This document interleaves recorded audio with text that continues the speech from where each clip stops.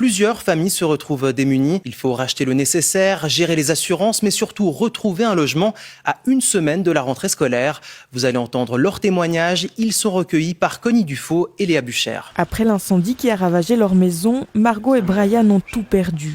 Du jour au lendemain, il a fallu repartir de zéro.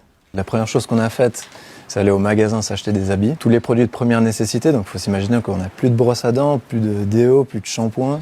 Les dommages sont considérables. En plus du feu, les dégâts d'eau ont fortement abîmé la bâtisse. Le couple doit alors jongler entre leur emploi d'indépendant, les assurances, la police et surtout épier la moindre annonce de location dans l'espoir de retrouver un logement temporaire. On estime que les travaux de reconstruction prendront, entre 6 et 12 mois. On a fait le tour des agences d'Aigle déjà. Il n'y a pas beaucoup d'appartements qui sont disponibles. On sent bien que les gens sont là, mais qu'on n'aura pas forcément de traitement de faveur.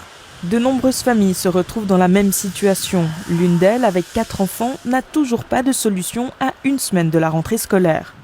Pour leur venir en aide, une amie de la maman a lancé une cagnotte en ligne. Je me suis dit pourquoi pas essayer et puis si ça marche tant mieux, au moins ils vont pouvoir racheter des choses. Pour soulager les 35 personnes concernées, la commune a proposé de payer jusqu'à 3 nuits d'hôtel. Elle appelle désormais les régies à faire preuve de solidarité.